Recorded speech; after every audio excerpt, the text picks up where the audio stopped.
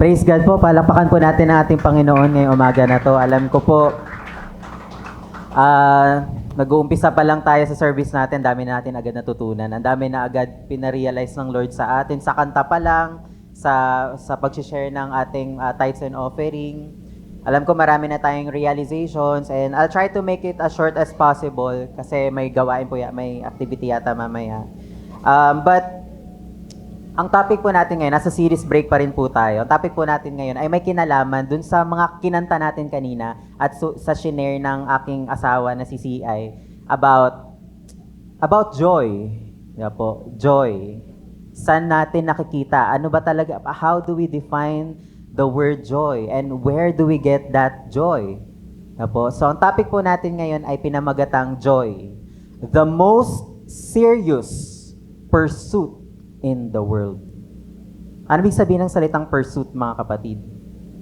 Chase. Ito yung tinatahak natin na goal. Ito yung pinupursue natin. Ito yung inaasam natin. Ayun yung pinakamataas. Most serious pursuit or chase in the world. Yan. Bakit siya most serious? Bakit kailangan natin lagyan ng most serious pursuit in the world? It's because yung salitang joy, mga kapatid, ang baba na ng understanding natin sa salitang joy. Ang baba na, sobrang baba. Bumagsak na yung salitang joy sa kaisipan at sa puso ng tao. That's why we have to highlight how serious it is to find joy in our lives. And totoo po yung testimony kanina ni Si, talagang sobrang nabibless kami sa Panginoon. Kaya hindi ko rin maiwasang umiyak. Nahirapan nga ako di mag-gitara kanina. Kasi totoo po, napakabuti ng Panginoon. Kasi na-share ko din siya previously na we have this challenge or battle in our minds, in our hearts about our personal desires, di ba po? Since we are starting as a couple, parang marami na kaming mga gustong mangyari in just a span of a few months before wala pa kaming 1 year na married, pero yung thinking namin, pang mga 10 years to 20 years na mga achievements ng normal na couple. So parang, kaya, biruin nyo po, ang nag-rebuke pa, although nakwento sa akin ni Siya, nag-rebuke pa sa amin, yung isang non-believer, which is yung katrabaho niya. Bakit, kasi, I planned, yun nga, since may extra pa naman akong time, gusto kong mag-work pa ng isa. So parang, ang sabi nga sa kanya ng katrabaho niya, nagmamadali ba kayo? Although hindi naman siya yung parang galit or what, pero na-curious siya. Bakit ganun katindi yung thinking namin na mag-hustle ng hustle, na magtrabaho, na maghanap buhay, na kumita. Kumbaga, si Lord talaga yon, yung nagsalita na yon. Si Lord talaga na, nagmamadali ba kayo? Ano ba yung pinaka-priority nyo ngayon? Nasaan na ba ang puso nyo? Nasaan na ba ang isip nyo at this moment? And alam niyo po ba, nung time na yon na parang hindi ko nasa, although pareho kami nagpaplano, pero mas malakas yung struggle sa akin. Kasi bilang lalaki po, mga lalaki po, di ba, parang ang dami natin gustong mangyari para sa pamilya natin. Wala pa nga kaming anak, pero ang dami na namin pinoproblema, ang dami na namin iniisip, di ba po? Parang, alam niyo naging effect sa akin po noon, na-depress ako, na-stress, nagkaroon ako ng mga desisyon na mali, pero sinave din ako ng Lord doon, kumbaga sinalba kasi I plan to resign, kasi parang sa sobrang down ko, sa sobrang parang ang hirap abutin ng mga gusto kong mangyari sa buhay namin ni CI, kasi gusto ko rin siya maging masaya, gusto ko mag-enjoy kami sa marriage life, pero pina-realize talaga sa amin ng Lord na mali yung pamamaraan namin, mali yung kaisipan namin, kaya napakabuti talaga ng Lord. Napakabuti ng Lord talaga sa amin. Kaya yun nga, nagpunta tayo po karamihan sa atin sa CCF. Talagang naghanap kami ng libro na pwede makatulong sa amin since nandun kami. Tapos nakita nga namin yun, starting outright. Na parang talagang si Lord din ang kumilos doon. Kasi dami namin natutunan about handling finances, paano maging wise, paano ba dapat mag-isip ang isang Kristiyano patungkol sa kaperahan. Diba po? At naintindihan din namin doon na ako personally na-realize ko na kung ano yung meron kami at this moment, if we can manage it well according to the will of God, then He will prepare us for something bigger, di ba po? Parang ganon. Although, kumbaga, kung ibigyan man tayo ng Panginoong mas malaki, alam na natin kung paano i-handle yon. But, parang hindi naman natin kiniklaim na, hindi naman natin itatatak sa isip natin na, eto, pag naging okay to, magkakaroon ako ng malaki. Hindi. Tinuruan din tayo maging kontento sa kung anong meron tayo. Yun po yung ano sa amin. Parang, okay, kung ano yung meron tayo at this moment, i-manage natin ng tama, ayusin natin ang i-budget natin, even yung mga simpleng mga maliliit, nililista talaga namin. And that's practical way, mga kapatid, para mas makita natin yung kung paano natin pagagalawin ng pera in a way na hindi tayo magsasuffer at the end of the day. Diba po? So, we're praying din na hopefully magkaroon tayo, pag-pray po natin, sana may pagkakataon tayo na magkaroon ng workshop or seminar para pag-usapan. Marami tayo ditong mga talagang may wisdom pagdating sa pagmamanage ng pera. And para saan pa yung mga kaalaman natin, mga kapatid, kung hindi natin i-share sa bawat isa. So, we pray na magkaroon tayo ng ganun kasi we want to help one another. And sabi nga rin si Ay kanina, we want to be free from that. Diba? Kasi kasalanan din ang mali na, yung kumbaga, na nagiging alipin tayo ng pera. Di ba po? Yun talagang sinampal sa akin ng Lord talaga eh. Kasi nagkaroon ako ng ganung puso, mga kapatid, personally. So, pagtulungan po natin ipag-pray para maibahagi natin sa bawat isa, mga kapatid. Ayan. Going back to joy, so may siya eh, kumbaga natakil natin yung pera, pero ayun, connected din siya somehow eh, kasi yung pera, mabibili niya yung mga gusto mo eh, di ba? Pwedeng ang joy, minsan ang kasiyahan ng tao eh, sa bahay, sa sasakyan, sa magandang buhay, pero nagro-root yan sa sa pera kasi ang pera ang naging kapalit para makuha mo yung mga bagay na yon. So, ayan. Joy is the most serious pursuit in the world. That's our topic for today. Now, a lot of us may define joy as yung happiness, yung normal na, ano bang unang mapapasok sa isip mo pag narinig mo yung salitang joy? Di ba? Yung magagandang bagay sa paligid mo, yung asawa mo, yung bahay mo, yung okay ang ang career mo, okay ang business mo. We can consider them as parang happiness or parang joy. Yun yung nakikita natin at the moment na salitang joy. But it's actually a misinterpretation. Tawag dito, it's not the right perception about joy. Minsan, ang kaisipan natin, ang salitang joy ay opposite ng salitang serious. Diba po? Ano ibig sabihin nun? Minsan, tara, enjoy muna tayo at this moment, ganyan-ganyan. So, sineset aside mo yung pagiging seryoso para ma-experience mo yung joy na nauunawaan mo. But, ang salitang joy at pagiging seryoso, mga kapatid, hindi pwedeng paghiwalayin. So sa lahat ng oras na hinahanap natin ang kasiyahan, kagalakan sa puso natin, isinasama natin ang pagiging seryoso.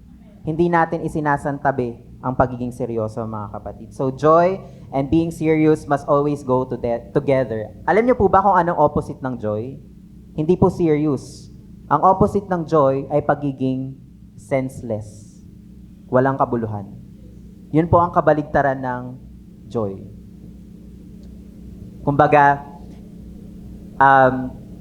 kapag pinursu mo ang isang bagay, kung tingin mong walang kabuluhan yan, walang joy dyan. Di ba po? So, that's the opposite. Hindi serious ang opposite ng joy. The opposite is senseless. Now, ayun nga po, na-realize namin, sa paghahanap namin ng joy, gusto ko rin i-share sa inyo, ano ba talaga yung joy na talagang hinahanap natin. Now, this journey, ito pong journey natin as Christians, this pursuit of our greatest happiness in life, and life is not stupid, it's serious, it's not silly. It is the center, not the border. It is essential and not optional. As Christians, we must pursue joy. Yun po ay command sa atin ng Lord. I-pursue natin ang joy. Pero, kailangan nating maintindihan, maunawaan yung salitang joy para alam natin kung tama ba yung pinupursue natin na joy. Okay po? Now, hindi po itong patungkol sa kaperahan, may kinalaman po ito sa ating faith sa Panginoon. So, binasa ko yung article ni John Piper. So, sabi niya, there is a great chasm between fear and joy. Ano ibig sabihin ng chasm? Di ba, kinakanta natin yun? Ano yung lyrics nun? How great the chasm that lay between us. Pag sinabing chasm, it's a huge gap. Huge gap. Kumbaga, malawak na pagitan ng dalawang bagay. Ano yung kaibahan ng salitang fear at ng joy? Di ba po? Sa isang Kristiyano. Sabi dito, the difference between people who are glad, happy, and joyous that they are not going to hell, and those who are glad, happy, and joyful because they will also spend eternity with Jesus has infinite chasm. So may dalawang uri ng Kristiyano ang tinutukoy dyan, mga kapatid. Isa na masaya, may galak, dahil hindi siya mapupunta sa impyerno. Ang isa naman, he's glad, he's happy, and joyful because he will spend eternity with Jesus. Di ba po? Ano ba yung sabi dyan? They are not going to, ayan. So, there's actually an infinite chasm. May malawak na kaibahan sa ganong uri ng Kristiyano. Ngayon, saan po kaya tayo ditong Kristiyano? Dito ba tayo sa Kristiyano na nagpupuri dahil ayaw niya sa impyerno or takot siya sa impyerno? Or isa siyang Kristiyano na may galak, na may joy dahil makakasama si Jesus Christ sa eternity. So yun po yung sinasabi, pinopoint out ni John Piper dito sa Philippians. By the way, hindi pa natin nababasa yun. So, can I invite everyone po to stand po? Basahin po natin yung main verse pala natin.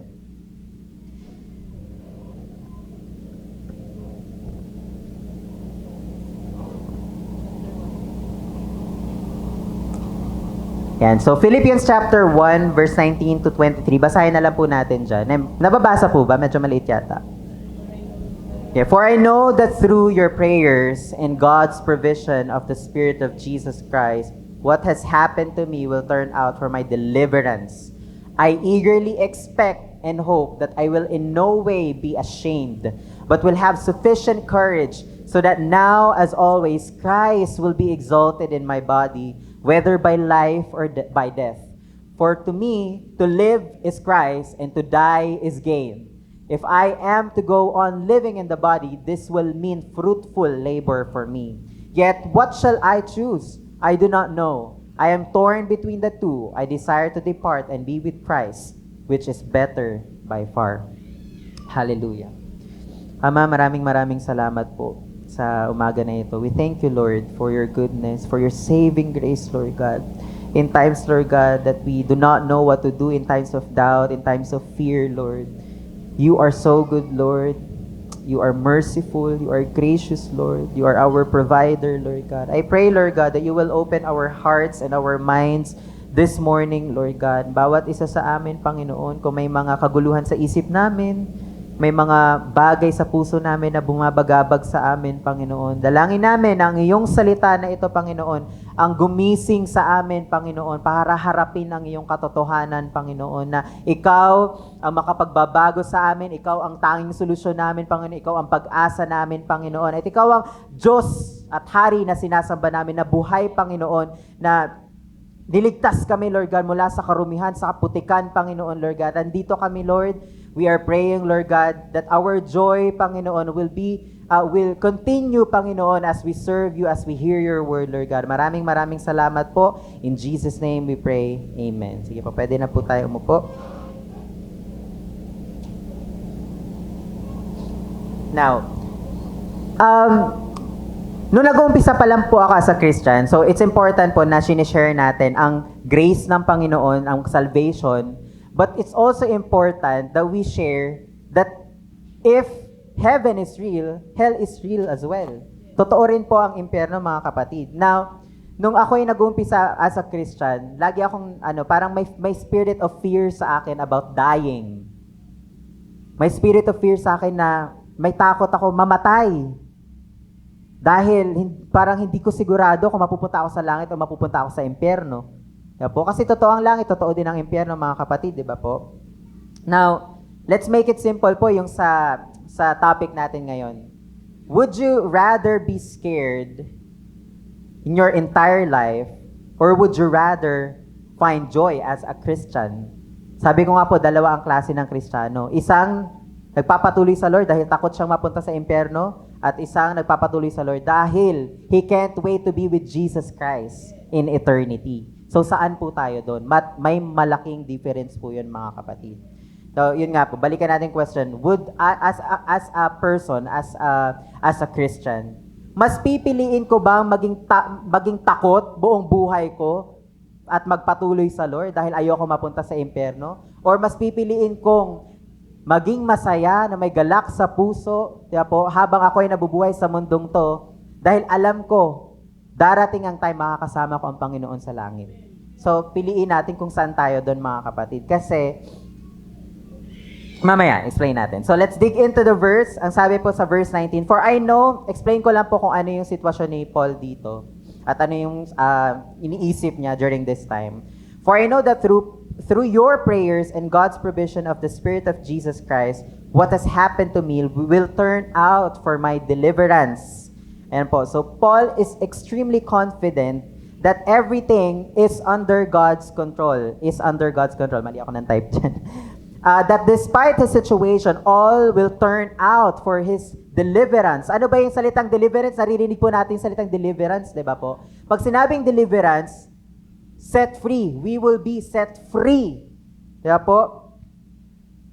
Paul is extremely confident that everything is under God's control. Nakikita niya, sigurado siya, may confidence siya. Ano ba yung Tagalog ng confidence po? Parang kasiguraduhan. Ayan, sigurado siya talaga, mga kapatid, na kumikilos ang Panginoon sa buhay niya. Kaya despite the situation, nung siya ay nakakulong, habang nagsusulat ng letter, mga kapatid, alam niya sa sarili niya na siya ay palalayain ng Panginoon. Diba po?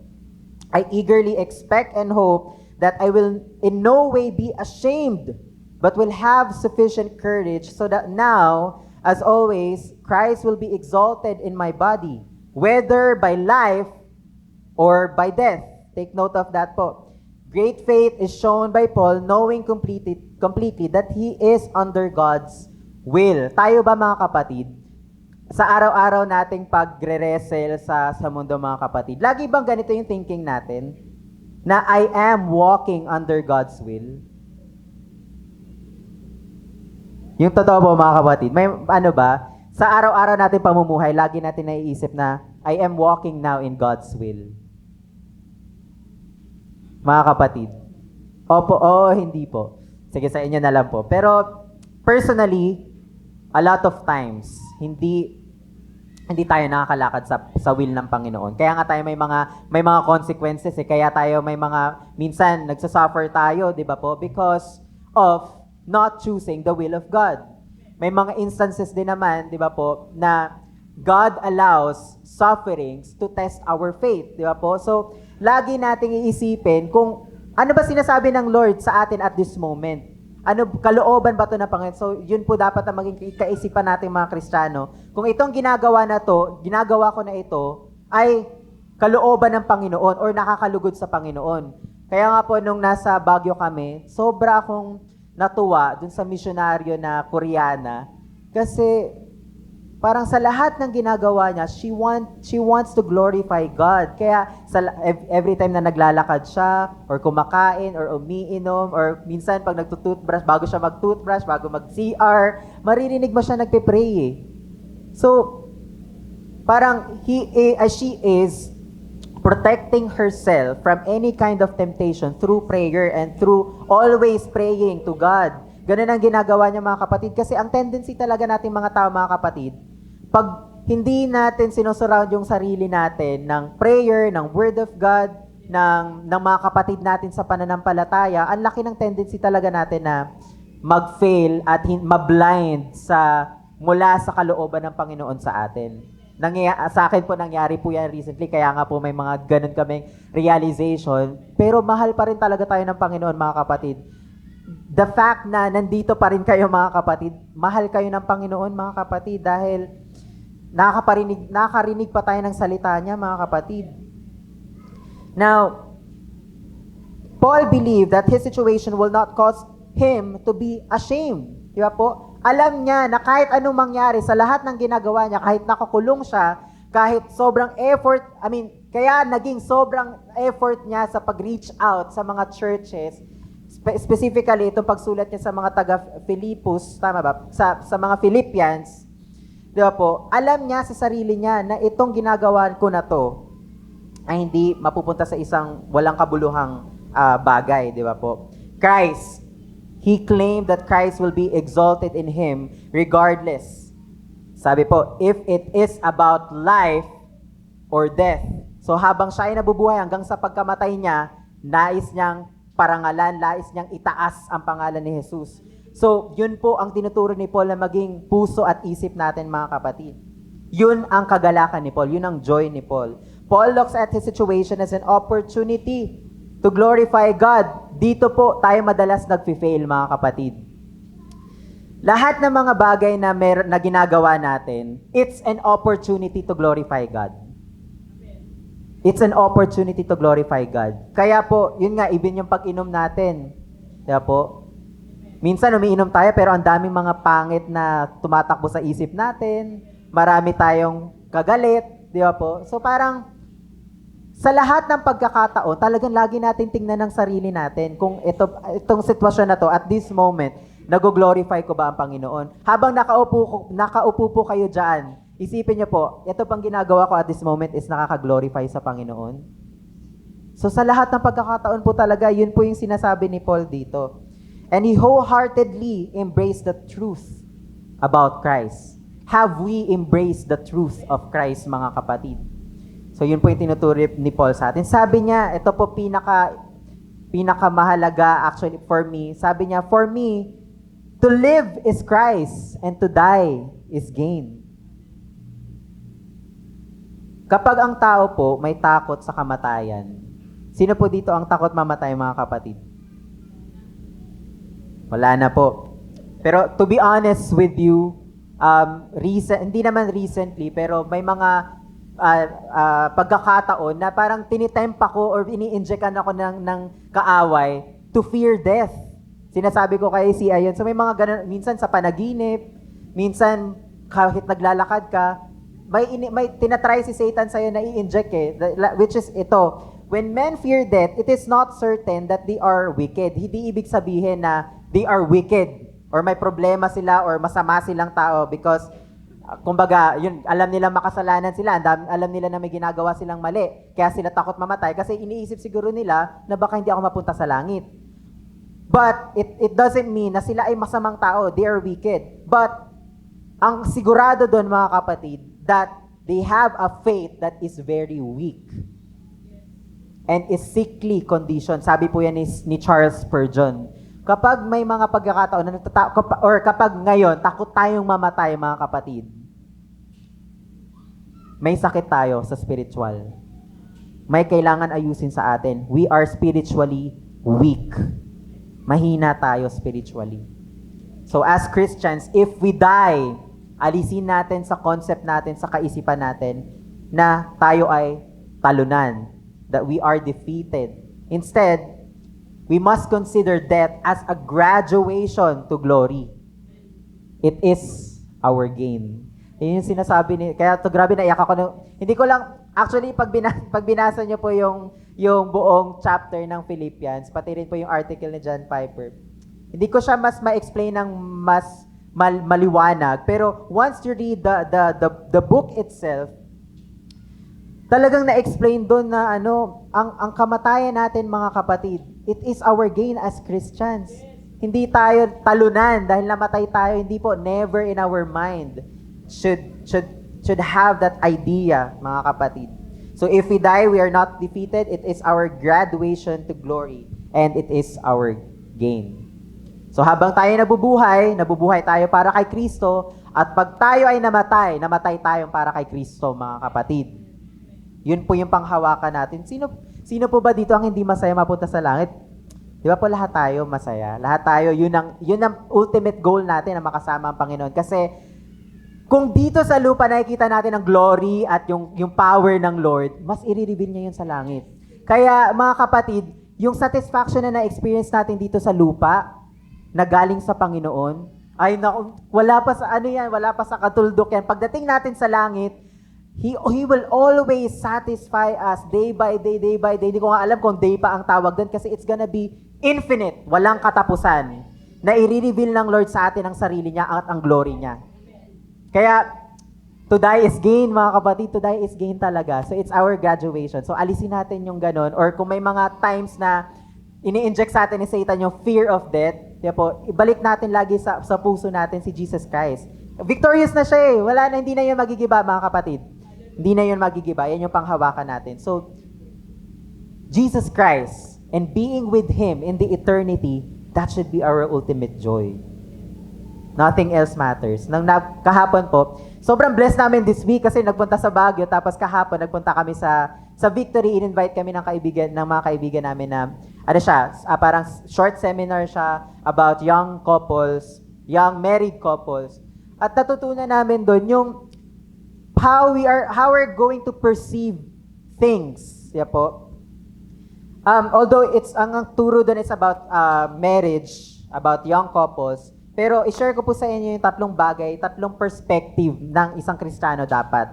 Yeah po. Unang-una, the time perspective.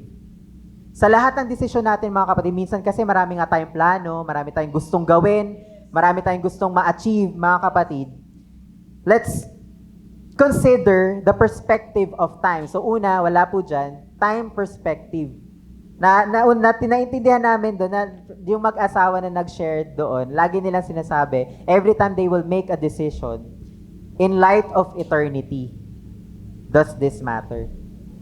In light of eternity, kumbaga, kung iisipin ko ang salitang eternity, will this matter? Halimbawa, I am hustling so much to save para makabili ako ng sasakyan to the point na marami na akong nasi-set aside na mga gawain ng Panginoon, mga gustong ipagawa sa akin ng Panginoon.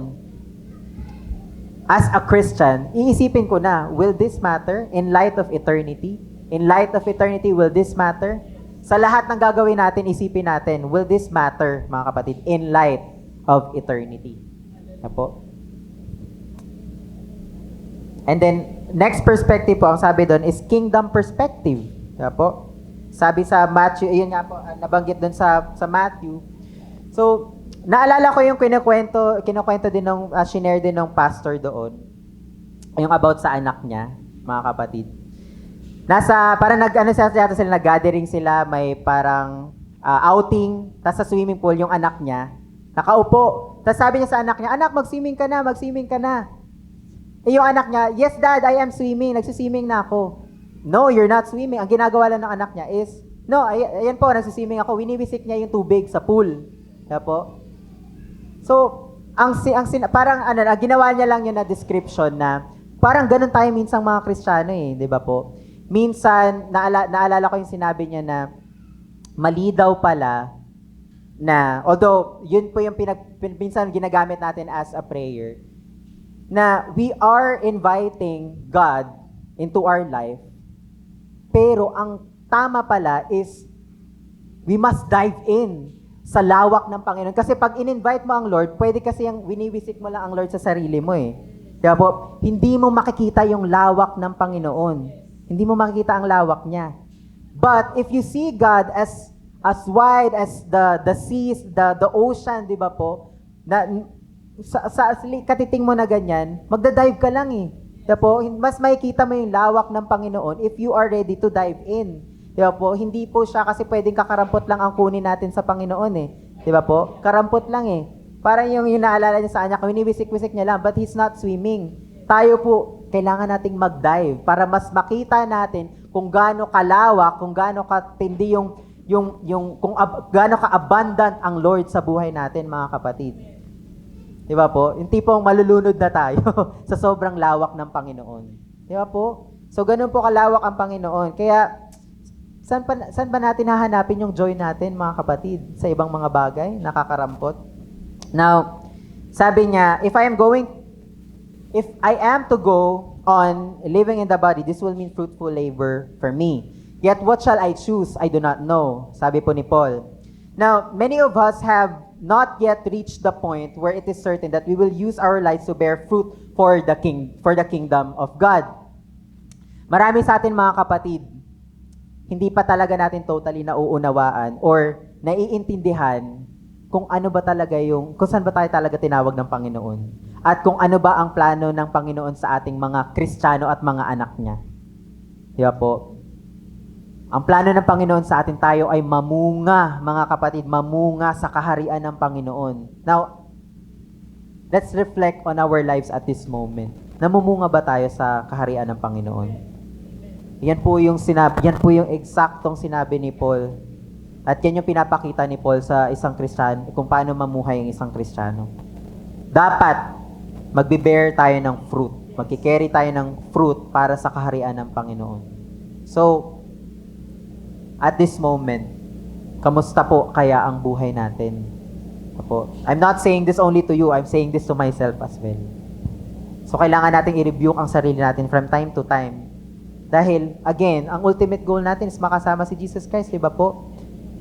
Paul shows us how confident he is that his life will be fruitful. Kaya minsan, alam nyo po, nakaka-amaze talaga yung buhay ni Paul. Minsan naisip ko, parang ang sarap na may ganong puso talaga, yung all out, yung tipong hindi ka matitinag kahit anong sitwasyon na meron ka Alam niyo po ba, ganun, yun po yung pagkakatawag sa atin ng Panginoon. At the only thing that we can do is to constantly hear from the Word of God. Kasi mafo-frustrate tayo, madidisappoint tayo sa sarili natin if lagi nating pinupush yung sarili natin, but we are not relying in His Word. Kasi yun po ang magbibigay sa atin talaga ng wisdom at ng conviction para malaman natin kung ano ba yung gusto ng Panginoon para sa atin, mga kapatid. I am torn between the two. I desire to depart and be with Christ, which is better by far. Itong verse na to po, dinescribe po siya ng isang a theologian a long time ago na si Adam Clarke. Sabi po niya sa description, it appears to be a metaphor taken from the commander of a vessel in a foreign port who feels a strong desire to set sail and get to his own country and family, but this desire is counterbalanced by a conviction that the general interest of the voyage may be best answered by his longer stay in the port where his vessel now rides, for he is not in dock. Ayan, dock. Yung vessel po, yung barko, it's not in dock, it's not aground, but rides at anchor in the port and may any hour weigh and be gone. So, explain natin, simplihan natin kasi medyo, metaphor siya na, nabanggit ni Paul dun sa 2 verses. Sabi niya, if I am go on living in the body, this will mean fruitful labor for me. Kung mag-i-stay ako sa katawan na ito, marami pang ipapagawa ang Panginoon sa akin at alam ko magiging fruitful ito. Yet, what shall I choose? I do not know. I am torn between the two. Yung una, if he wants to stay in his body and continue with what God has called him into, and the other one, he desires to depart with Christ. Diba po? Which is, tingin niya, better by far. Kasi makasama na ang Panginoon. Gusto mo nang, sana mag-end na tong buhay ko na, gusto ko na makasama ang Lord. So, turn in between siya. Kung pagpapatuloy siya at alam niya na magiging fruitful ang buhay niya sa pinapagawa ng Panginoon, or gusto niya nang matapos ito ang kasalanan, at makasama na lang ang Panginoon, which is far better, sabi niya. Pero torn between the two siya Kaya po, yun po yung sinasabi doon ni Adam Clarke na tayo daw, si Paul dito specifically, torn in between siya doon sa dalawang sitwasyon na yon. Kaya pakita po natin yung pictures diyan. So, para siyang kapitan ng barko na gustong-gusto niya nang umalis. He desires to meet his family, to go back to his country. Now, ang sitwasyon niya ang sitwasyon ng barko, hindi siya nakalagay sa dock. Ayun, dock na yan, nakatali yung barko at madalas dyan nag-a-unload ng mga containers, or minsan dyan sa dock din inaayos yung barko. So, ano ibig sabihin nun? Hindi siya makakaalis basta-basta. Kaya po, yung pangalawa naman, yung aground, yung barko nakadaong sa lupa. So, ibig sabihin, hindi rin siya basta-basta makakaalis. Hindi pa siya pwedeng umalis. Kaya po, pero yung sitwasyon ni Paul ay naka-anchor lang siya. Yung susunod na picture. Naka-anchor. So, anytime, pwede na siyang umalis. Yan po yung pagkakadescribe ng theologian na si Adam Clarke. So, ang kaisipan ni Paul noon, pwede na talaga siyang umalis eh. Kasi kilalang-kilala na si Jesus Christ at gustong-gusto niya na makasama si Jesus Christ. At alam niya, in-embrace niya na yung katotohanan ni Jesus Christ. Kaya po. But, torn in between siya. And the reason why it's still anchored is because meron pang ibang tao na pwede siyang maakay. Meron pang ibang pinapagawa ang Panginoon na magiging fruitful sa kanya. So, kami ni CI minsan napapag-usapan natin, parang ang sarap na mamatay minsan, ano? Parang, pangit pakinggan, pero parang ang sarap na papunta sa langit, nung hindi lang sa gusto mo nang takasan yung problema o yung mga sitwasyon natin dito sa mundo na minsan nagpapalungkot sa atin, nakakagalit sa atin. Pero gusto nating matapos na itong buhay na to, makasama ang Panginoon para hindi na natin siya masaktan dahil sa mga kasalanan natin. Hindi na tayo mag-give in sa mga temptation, di ba po? Hindi na natin mapalungkot ang Panginoon, di ba po? So, minsan ganun nagiging mindset natin, pero bakit kaya mga kapatid buhay pa tayo? May pinapagawa pa ang Panginoon sa atin. And bilang Kristiyano, dapat i-embrace natin yung katotohanan na our labor will be fruitful kapag tayo ay nagpatuloy at naglingkod sa Panginoon. At dapat ang maging mindset, nagkaroon tayo ng kingdom mindset. Kung ito ba ay para sa ikalalawak ng kingdom ng Lord. And lastly po, sabi po dun sa preacher sa Victory, sabi niya, we should also have, una, time perspective. Pangalawa, kingdom perspective. Pangatlo, covenant perspective. Now, sa marriage po, 'di ba? May mga contractual, 'di ba, na term, may mga contract. So ibig sabihin limitado 'yan. May mga rules, may mga standards 'yan na minsan sa trabaho din yung salitang contractual natatapos, 'di ba po? But as Christians, we should have that covenant perspective. Ibig sabihin regardless, 'di ba, yung pinangako natin sa mga asawa natin for better or for worse, 'di ba? Yung pa yung ayun, parang dapat magkaroon tayo ng covenant perspective na kahit anong mangyari, kahit maputulan ka ng paa, kahit nakahiga ka na lang dyan hanggang 80 years old, di ba? Hindi kita iiwan. Diba po? Magkaroon tayo ng ganong perspective na kahit anong mangyari, yung pinangako natin sa partners natin, ganun yung maging perspective natin. Especially sa relationship natin sa Panginoon. Magkaroon tayo ng covenant perspective na itong buhay na to, Lord, sa'yo na to. Kahit ano mangyari, sa'yo na to, Panginoon. Hindi na mawawala tong buhay na to sa'yo. Ayan po. Wait lang. Ayan po. So, naglolo ko yung laptop ko po.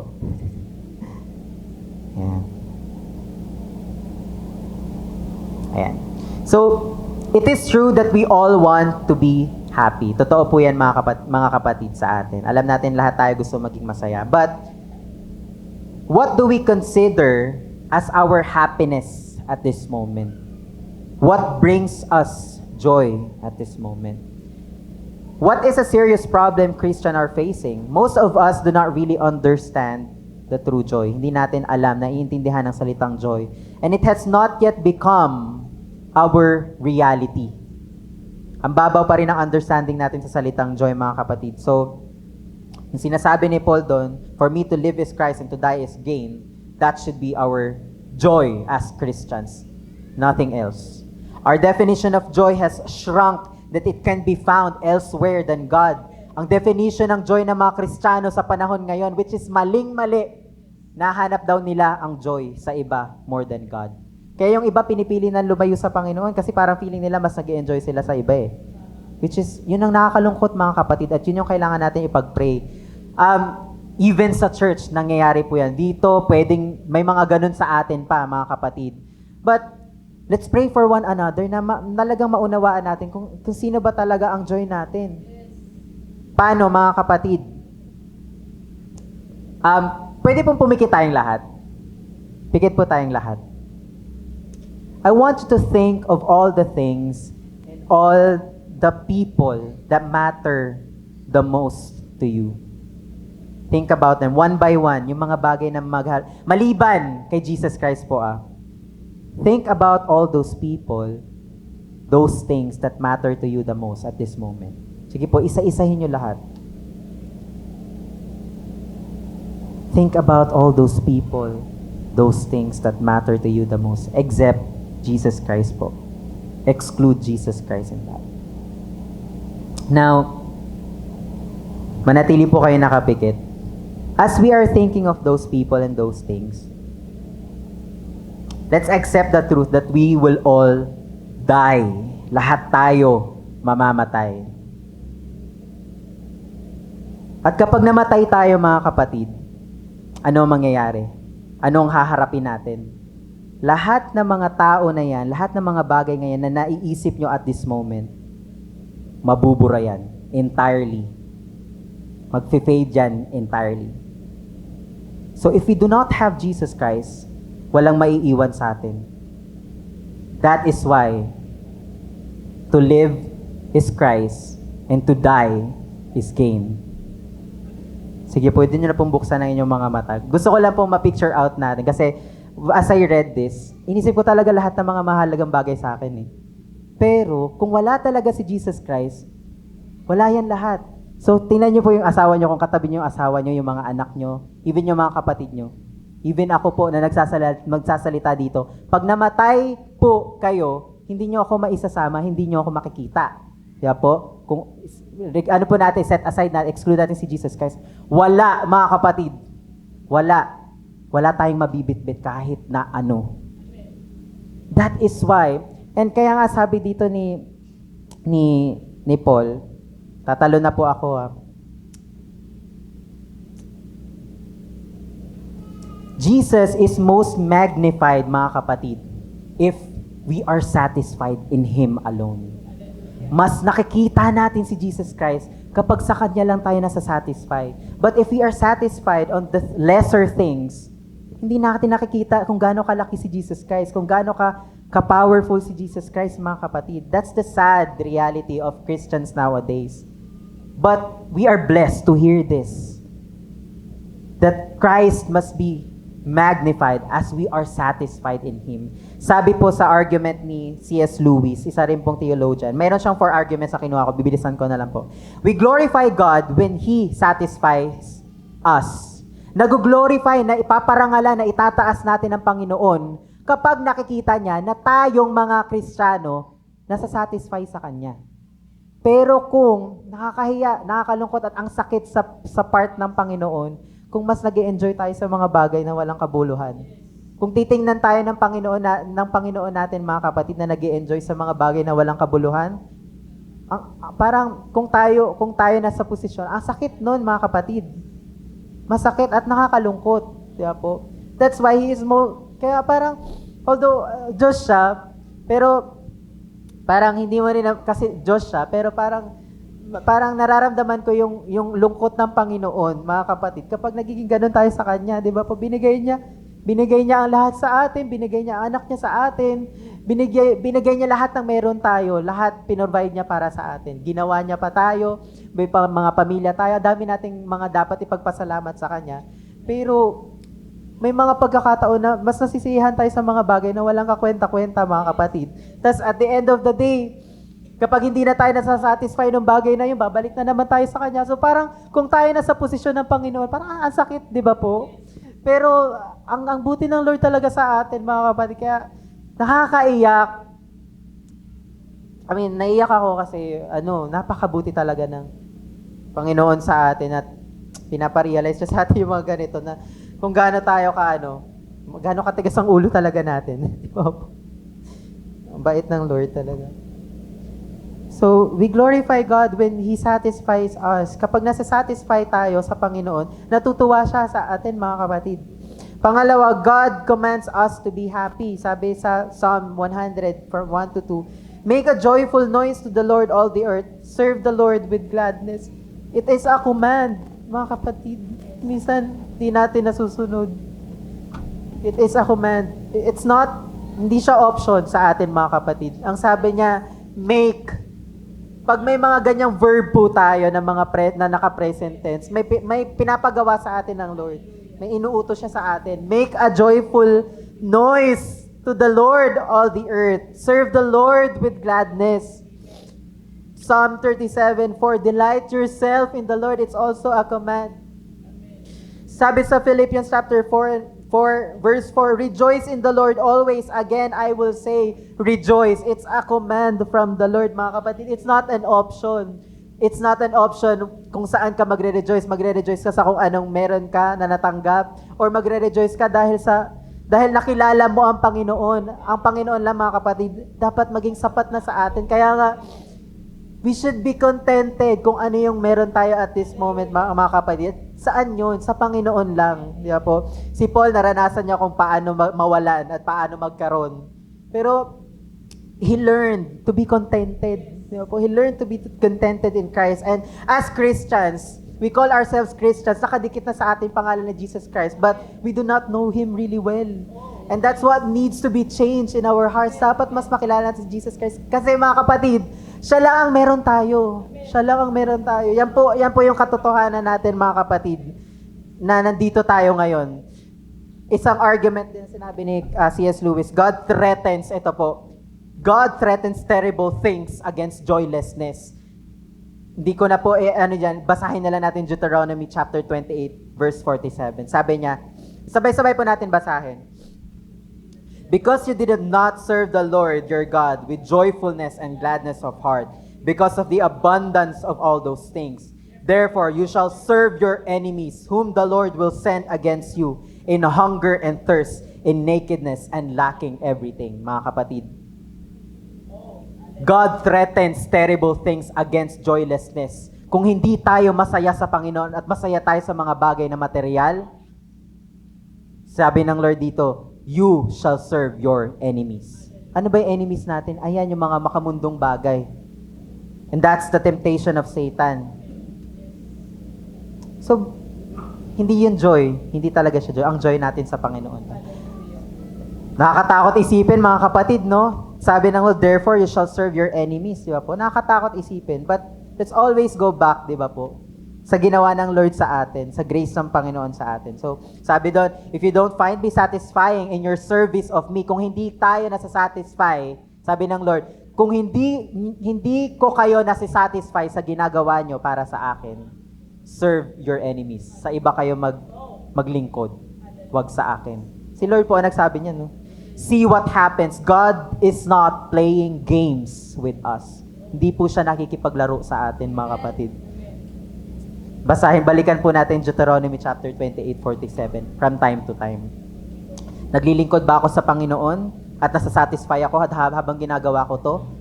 Or sa ibang bagay talaga ako nasa-satisfy? Kanino kaya ako maglilingkod at the end of the day? Lastly, faith teaches us to pursue joy in God. Sabi sa Hebrew chapter 11 verse 6, and without faith, it is impossible to please Him. For whoever would draw near to God must believe that He exists and that He rewards those who seek Him. He rewards those who seek Him. Yung kanina nabanggit ko po, we have to be ready to dive in sa lawak ng kapangyarihan ng Panginoon, in His river, in the river of life, mga kapatid. Kasi hindi natin makikita kung gaano kalaki ang Panginoon sa atin, sa buhay natin. Conclusion na po tayo. Nandiyan na ba yung musician na? Okay, for Christ also suffered once for sins. Sabi po sa 1 Peter chapter 2 verse 18. For Christ also suffered once for sins, the righteous for the unrighteous, that He might bring us to God, being put to death in the flesh, but made alive in Christ, in the Spirit. Apo. So, ano ba yung dapat maging joy natin, mga kapatid? Napaka-basic lang, mga kapatid. Lagi nating naririnig. Jesus died to bring us joy. Jesus Christ died to bring you joy, mga kapatid. Jesus Christ died on the cross, and that is our extremist joy. Yun po yung pinakamataas na kagalakan natin, mga kapatid. Kaya, if that is our understanding with the word joy, we will be serious about seeking the joy from the Lord. Kung mababa pa rin ang understanding natin ng joy, makikita naman natin yan sa paano tayo mamuhay at this moment. At kung paano tayo magbigay ng oras sa Panginoon. Anong ginagawa natin para sa ikalalawak ng kingdom ng Panginoon? Yung oras natin para sa Panginoon din ba? Or may covenant na rin ba ako sa Panginoon, mga kapatid? Hallelujah. Let's all stand po.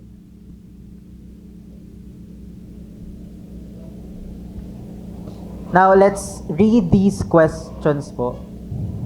These are our reflection questions.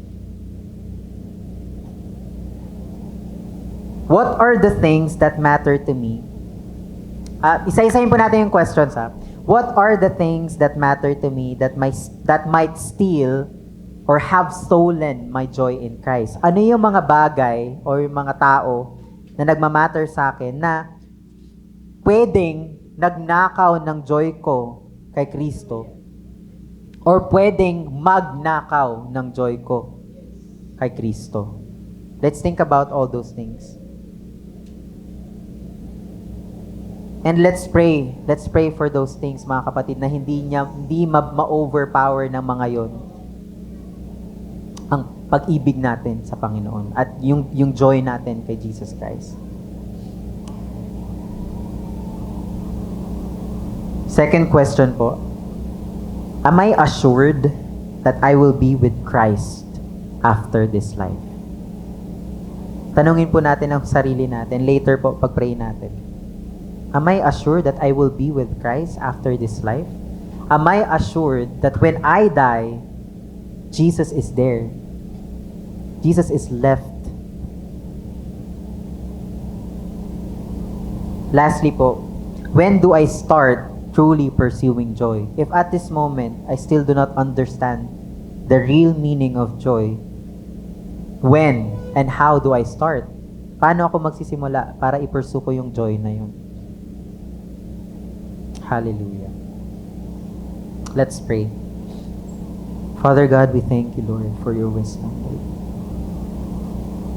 We thank you, Father, for correcting us, for giving us a wide understanding about what joy is. Thank you, Lord, for rebuking us, Lord, to let go of the things that may hinder the truest joy that we can ever experience, and that's from you, Panginoon. We pray that each and every one of us here, Lord, may seek you even more, Lord, and will understand, Lord God, your will and your desire for us as your children, Lord. I pray, Lord, that you will set us all free, Lord, from the sins and temptations, Lord, from the curses, Lord, from the strongholds, Lord, kung saan nakakulong pa kami, Panginoon. Help us, Lord.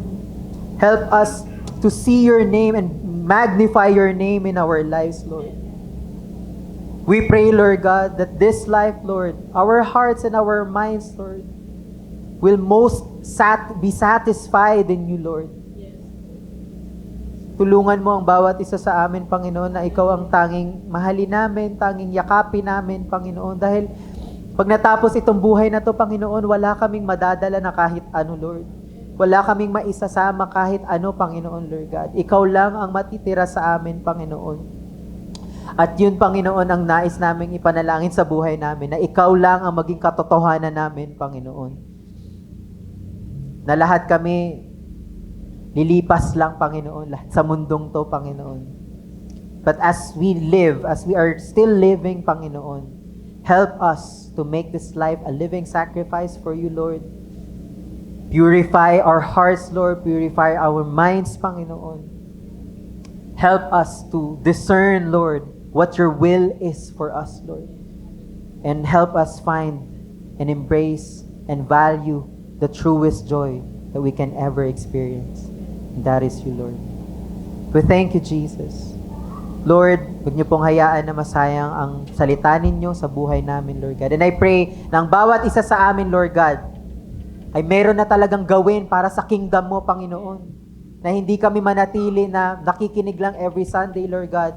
But we will all be burdened, Lord. We will all be burdened to seek your kingdom, Lord. We will all be burdened, Lord, to seek you.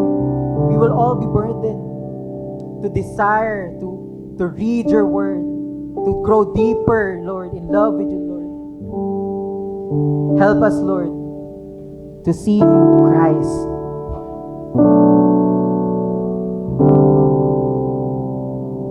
To see you in our lives, Lord. Help us to place our trust in you, Lord. In you alone, Jesus. In you alone.